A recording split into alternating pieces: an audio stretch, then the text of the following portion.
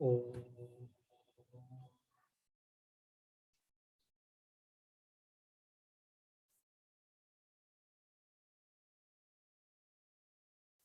ओम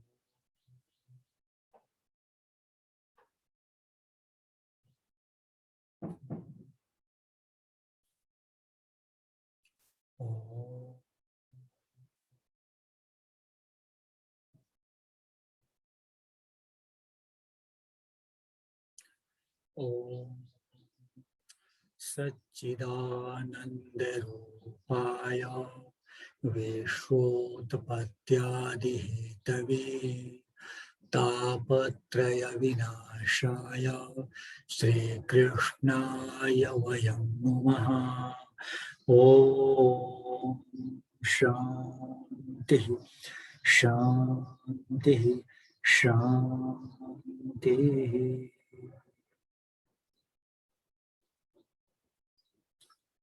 आज हम लोग परम पूजनीय श्रीमद् भगवद गीता जी में गीता जी के द्वितीय अध्याय के श्लोक संख्या 15 से विचार प्रारंभ करेंगे। विगत चर्चा में हम लोगों ने विचार किया था कि आराध्यवर जी वीर अर्जुन को बता रहे हैं कि हे अर्जुन, सृष्टि के बाह्य पदार्थों के साथ इंद्रियों का संसर्ग सुख और दुख का कारण होता है और हमें इसे सहना चाहिए। जैसे हम अत्यधिक गर्मी को सहते हैं, अत्यधिक ठंडी को सहते हैं, वैसे ही हमें इंद्रियों के साथ सृष्टि के बाह्य पदार्थों से उत्पन्न जो सुख और दुख है उसको भी सहना चाहिए। अब वीर अर्जुन के मन में भाव होता है कि इन सुख और दुखों को सहने से हमें क्या लाभ है। यदि हम सुख और दुख सहते हैं तो हमें किस चीज की प्राप्ति होगी, हम क्यों सुख और दुखों को सहें। ऐसे जब जिज्ञासा भाव, ऐसे प्रश्न वीर अर्जुन के हृदय में उत्पन्न होते हैं तो आराध्यवर प्रभुवर जी भगवान कृष्ण जी इसी का उत्तर दे रहे हैं। क्या कह रहे हैं? यम हि न व्यथयन्ते ते पुरुषं पुरुषर्षभः समदुःख सुखं धीरं सोमृतत्वाय कल्पते। यम हि न व्यथयन्ते ते पुरुषं पुरुषर्षभः। यहाँ इस श्लोक में आराध्यवर जी वीर अर्जुन के लिए पुरुषर्षभः इस शब्द का प्रयोग कर रहे हैं। पुरुषर्षभः का अर्थ होता है पुरुषों में श्रेष्ठ। वीर अर्जुन के लिए इसी संबोधन का आराध्यवर जी प्रयोग कर रहे हैं। कह रहे हैं यम हि न यम पुरुषम एते सुख दुःखाः न व्यथयन्ति। जिस पुरुष को ये सुख और दुख व्यथित नहीं करते हैं, अर्थात इन सुख दुखों से प्रभावित होकर के जो व्यक्ति, जो पुरुष अपने कर्तव्य पथ से विचलित नहीं होता है, अपनी साधना में संलग्न रहता है, वह ऐसा जो धीर पुरुष है वही ईश्वर को, परमात्मा को प्राप्त करने में समर्थ होता है। अब यहाँ हम एक दो बिंदुओं पर विचार करेंगे इस श्लोक में। यम हि न व्यथयन्ते ते पुरुषम, यहाँ पुरुषम शब्द से आराध्यवर जी यह बता रहे हैं, भगवान कृष्ण जी यह बता रहे हैं कि सामान्य पुरुष भी यदि कोई है और साधना से, सदगुरुदेव जी के उपदेश से, सत्संग से वह अपने अंदर ऐसी क्षमता का विकास कर चुका है कि जीवन की यात्रा में सुख और दुख उसे विचलित नहीं कर पाते हैं। वह इन सुख दुखों से बिना प्रभावित हुए अपने मार्ग पर आगे बढ़ता जाता है, अपनी साधना में संलग्न है। तो ऐसा सामान्य व्यक्ति भी परमेश्वर को, परमात्मा को प्राप्त करने में समर्थ है।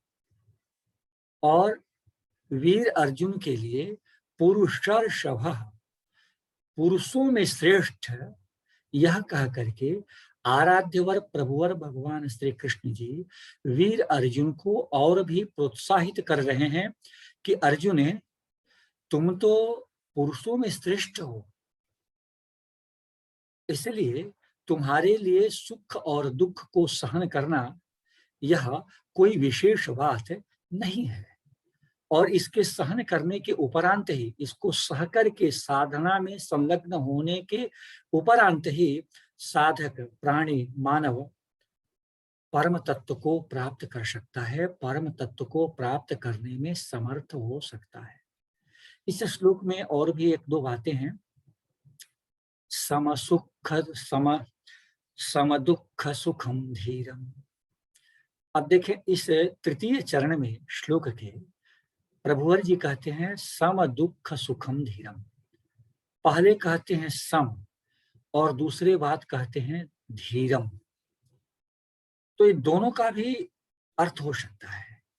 धीर शब्द का अर्थ है ज्ञानी पुरुष, धीर शब्द का अर्थ है प्रज्ञावान पुरुष, धीर शब्द का अर्थ है जिनमें समझदारी का विकास हो चुका है, अच्छी समझदारी का, आध्यात्मिक समझदारी का जिनमें विकास हो चुका है।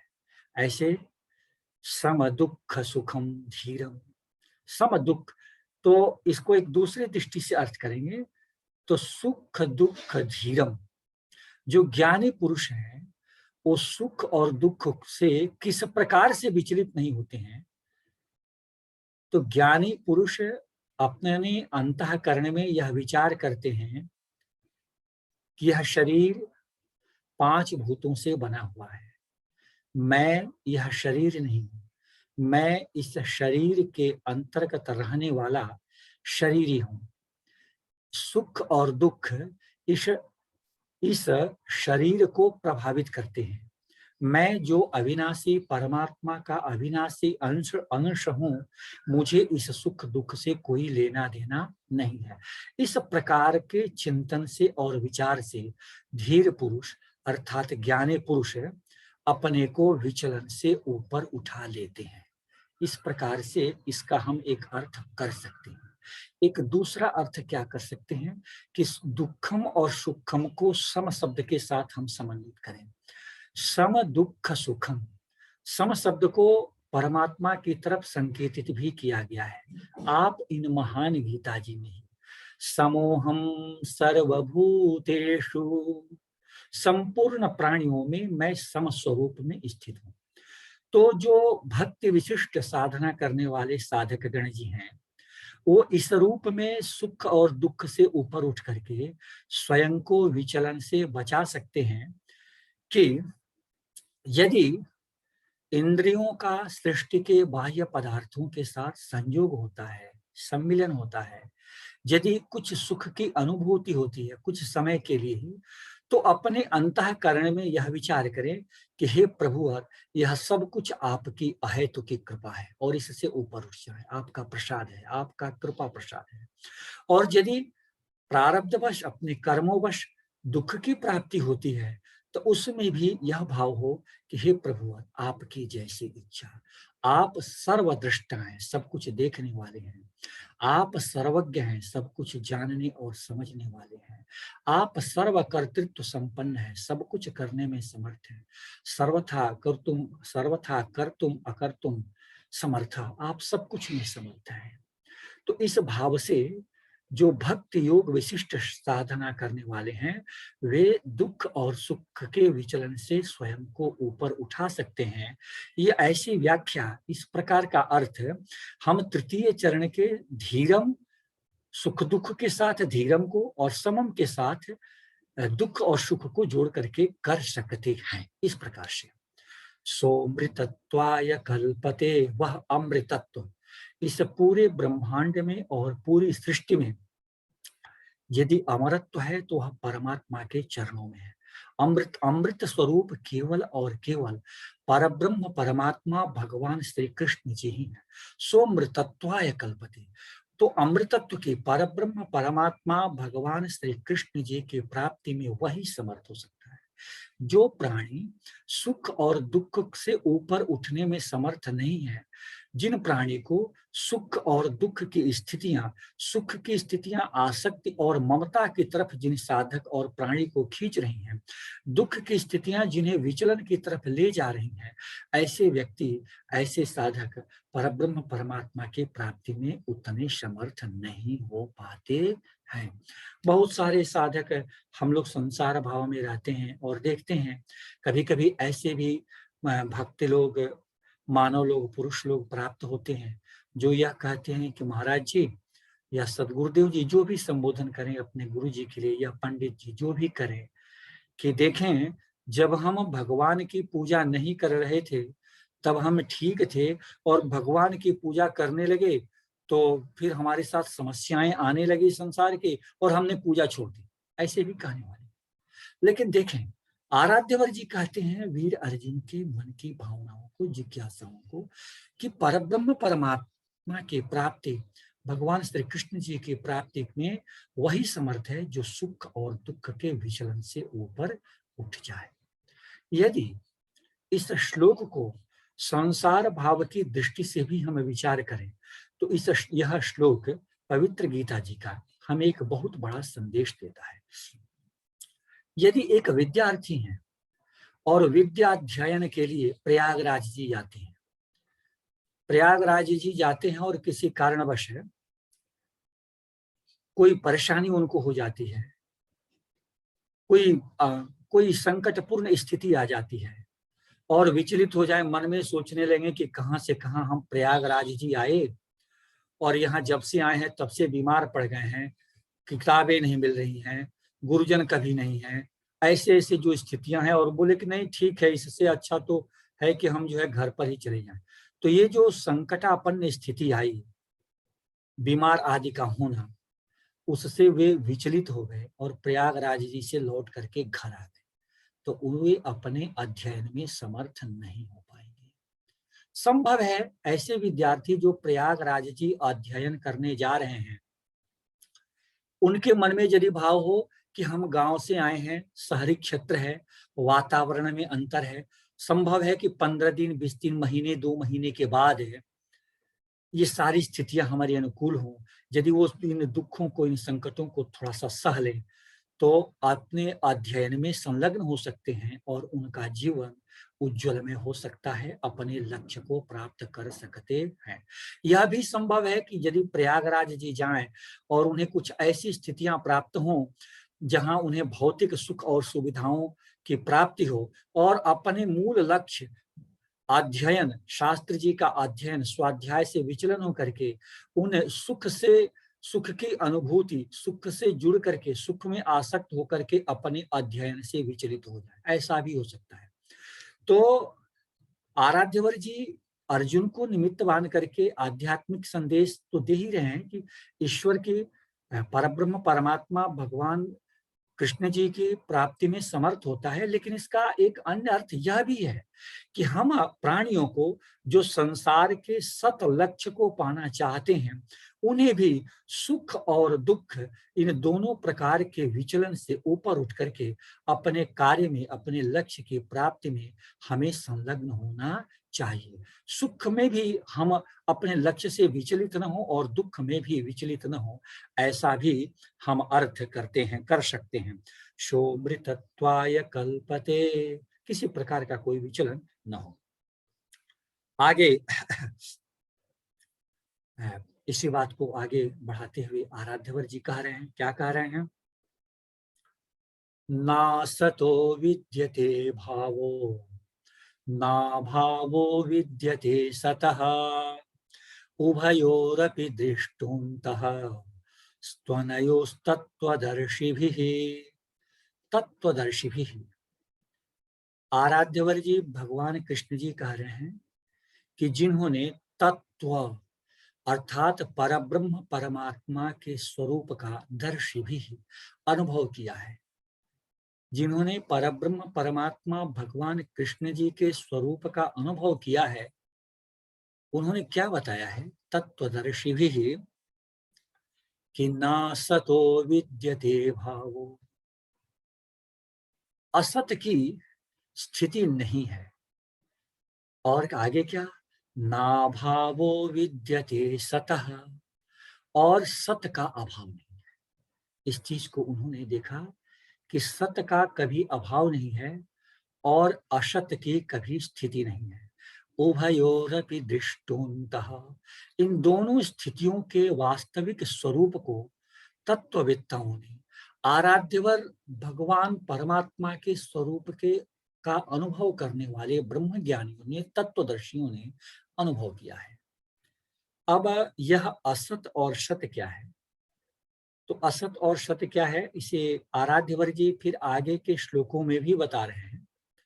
हम ऐसा समझ लें कि सत और असत त्रिषु कालेषु वर्तते असौ सत, जिसकी स्थिति तीनों कालों में रहती है, भूतकाल, वर्तमान काल और भविष्यत काल, उसे कहते हैं सत। और जिसकी स्थिति तीनों कालों में कभी भी नहीं रहती है, उसे हम कहते हैं असत। किन्हीं अन्य शब्दों में हम ऐसा भी कह सकते हैं कि सत नित्य है और असत अनित्य है, ऐसा भी हम कह सकते हैं। देखा जाए, हम अपने स्वरूप पर ही एक दृष्टि डालें। हम क्या देखते हैं? जब हम अपनी केश सज्जा के लिए शीशा के सामने खड़े होते हैं, तो अकस्मात हमें ऐसा अनुभव होता है कि अरे ये देखो ना, ये तो हमारे हमारे स्वरूप पर झुर्रियां पड़ने लगी, ऐसा अनुभव होने लगता है। हम अकस्मात क्या देखते हैं कि अरे देखो ना, हमारा स्वरूप तो बदल गया, पहले फोटो में, चित्र में तो इस तरह का था 2 साल पहले, और अभी ऐसा अनुभव हो गया। ना सतो विद्यते भावो, असत क्या है? यह जो माया है, यह जो प्रकृति है, यही असत है। और जो परमात्म स्वरूप है, जो परब्रह्म परमात्मा का अविनाशी अंश है, वही सत है। हम लोगों ने देखा है कि कभी भी यह अनुभव नहीं होता है, यह तो अनुभव होता है कि हमारे स्वरूप में, शरीर के स्वरूप में इस प्रकार का परिवर्तन हो गया, शारीरिक परिवर्तन हो गया। पहले हम सीधे बैठ जाते थे, अब हमें सीधे नहीं बैठ पाते हैं। पहले हम यह कार्य करते थे, अब हम यह कार्य नहीं कर पाते हैं। ऐसा हमें अनुभव हो जाता है। लेकिन कभी यह अनुभव नहीं होता है कि हमारा जो अपना वास्तविक स्वरूप है, जो जिन परमात्मा के अविनाशी अंश हम हैं, उनमें कोई परिवर्तन हो, ऐसा कभी नहीं देखने में आता है। हम देख सकते हैं, कभी हम शीशा के सामने हम प्रतिदिन अपने केश सज्जा के लिए खड़े होते हैं, कभी यह अनुभव नहीं होता है कि मेरा जो वास्तविक स्वरूप है वो बूढ़ा हो गया, वह बालक हो गया, वह जवान हो गया। नहीं नहीं, केवल शरीर में ही परिवर्तन हो रहा है। और इतना ही नहीं, यदि हम सूक्ष्म दृष्टि से देखें तो यह परिवर्तन क्षण प्रतिक्षण हो रहा है। प्रकृति और प्रकृति के द्वारा निर्मित यह जो पिंड है, यह जो शरीर है, इसमें प्रतिक्षण समय की जो सबसे छोटी इकाई है, उस सबसे छोटी इकाई में भी परिवर्तन हो रहा है, बदलाव हो रहा है। लेकिन वह परिवर्तन और बदलाव जो समय की सबसे छोटी इकाई में हो रहा है, उसे हमारी इंद्रियां पकड़ने में समर्थ नहीं हो पाती हैं। हमारी इंद्रियां स्थूल परिवर्तन को पकड़ने में समर्थ होती हैं कि यह शरीर अभी तो मोटा था, अभी पतला हो गया, अभी सांवला था, अभी गोरा हो गया। इस प्रकार के जो परिवर्तन हैं, यहाँ ये दाढ़ी मूछ नहीं थे, अब दाढ़ी मूछ आ गए। इस प्रकार के ये सारे जो परिवर्तन है, परिवर्तन प्रकृति में होते हैं और हर क्षण परिवर्तन होते हैं। इसी भाव को आराध्यवर प्रभुवर भगवान श्री कृष्ण जी इस श्लोक में कह रहे हैं, ना सतो विद्यते भावो। जो असत है, जो अनित्य है, उसकी स्थिति नहीं है। उसकी स्थिति नहीं है, इसका भाव है कि वह हर क्षण बदल रहा है, हर क्षण बदल रहा है। लेकिन ना भावो विद्यते सतः, लेकिन जो सत है, जो सत्य है, जिसकी स्थिति तीनों कालों में है, वो सर्वदा नित्य है। कभी हम अपने अनुभव से देख लें, कभी यह नहीं हुआ कि उसमें कोई परिवर्तन हुआ, उसमें शिशुपन, बालपन, किशोरपन, युवापन, प्रौढ़पन, वृद्धपन ऐसा आया, ऐसा कभी अनुभव नहीं होता है। तो आराध्यवर जी कहते हैं, ना सतो विद्यते भावो, ना भावो विद्यते सतः, उभयोरपि दृष्टुन्तः त्वनयोस्तत्त्वदर्शिभिः। आराध्यवर जी कहते हैं कि वीर अर्जुन, हमारे अंदर यह भाव हो कि हम मोक्ष को प्राप्त कर लें, परम दुर्लभ इस मानव शरीर को प्राप्त करके। परम पूजनीय आद्य शंकराचार्य जी ने कहा है, जंतूनाम नर जन्म दुर्लभमतः। परम दुर्लभ इस मानव शरीर को प्राप्त करके और हम यदि परमात्म तत्व की अनुभूति न कर सके, हम यदि मुक्ति को न प्राप्त कर सके, तो मुक्ति की प्राप्ति केवल ऐसे कहने से या विचार करने से नहीं हो सकती है। भौतिक जीवन में भी हमारे अपने लक्ष्य की प्राप्ति केवल मुख से कहने से कि मैं यह इस शरीर से यह लक्ष्य, यह स्थिति प्राप्त करना चाहता हूं, नहीं हो सकती है। उसके लिए संसारी भौतिक जीवन में जी रहे व्यक्ति को भी अपने सत लक्ष्य की प्राप्ति के लिए साधना करनी पड़ती है, सत कर्तव्य करने पड़ते हैं। ऐसे ही जिन्हें मोक्ष की कामना है, जिनके हृदय में यह भाव है कि हमें मुक्ति चाहिए, उन्हें भी अपने सत्कर्म करने पड़ते हैं, साधना उन्हें भी करनी पड़ती है।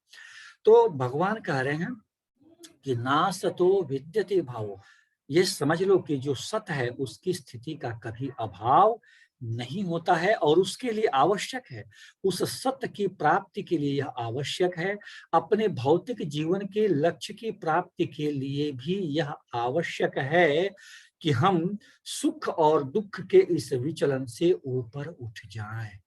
बिना ऊपर उठे हुए हम अपने सतलक्ष्य, संसार के जीवन के भी उच्चतम लक्ष्य को, संसार के जीवन के भौतिक लक्ष्य को भी पाने में असमर्थ हो जाएंगे।